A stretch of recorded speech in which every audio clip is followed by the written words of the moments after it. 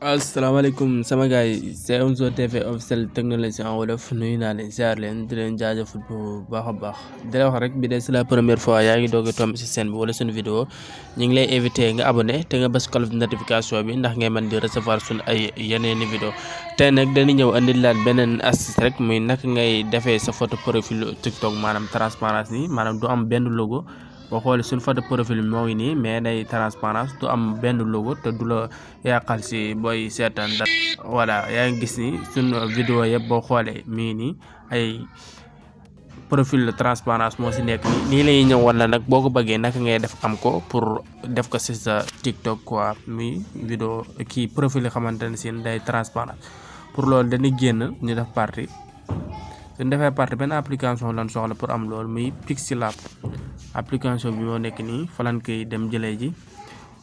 def fond d'écran bu xamante ne si na transparence lay doon voilà léegi dugg nañ suñ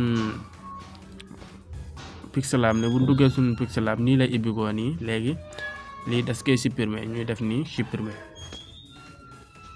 ante li tuuti ñu def supprimer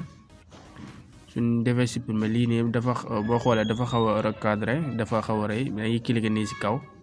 soo toog mi nii def plein écran nii plus ñi nga xam nañ kaa cadre nii voilà yaakaar naa loolu baax na de dugaat taille de image nii xool ban taille lañ ko war a def ok xaw ka rek cadre nii tuuti quoi yow rek yaay xool nu la neexee rek nga cadre ko noonu quoi voilà mais léegi dañu ñëw fii si a bi nii ñëw fii ñu xool transparence léegi mii nii ñu cliquer fii ñu def ko transparence voilà instant bii nii cadre nañ ko transparence na quoi voilà lii nii rek moo lay mën a may soo ko defee sa profilu TikTok bu ko defee day transparence léegi ñu def mi nii ñu def utiliser image in galerie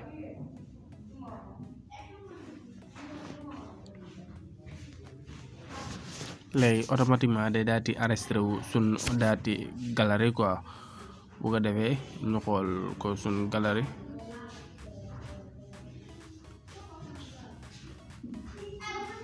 def arrière nii ñu def suñ TikTok waaw ñu enregistré ko fii ba pare enregistré image ñu def wala galerie voilà instant bi enregistré nañ ko suñ galerie ba pare te ni génn automatiquement ñu dem TikTok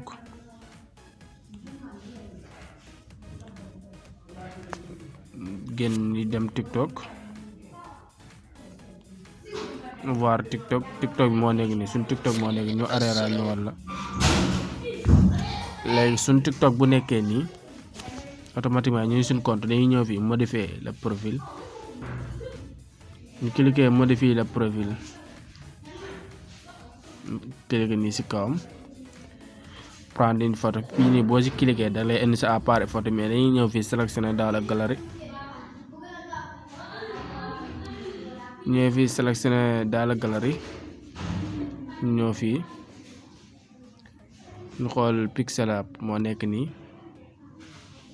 boo xoolee image Pixelab ñaari yëpp moom la ay transparence la moo tax mu ñuul noonu mais ñu cliquer fii automatiquement cliquer fii ñu def confirmer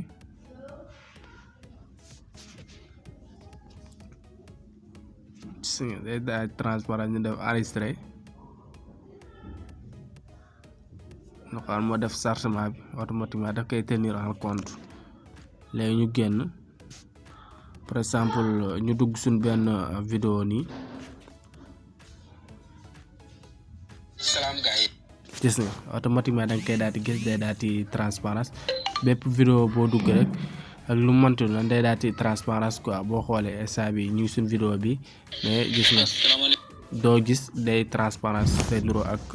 kii bi ngay seetaan quoi mu transparent voilà j'espère que gars yi astuce bi leer na nii la ñuy ajouter ay photo profil TikTok ay transparence nii la koy defee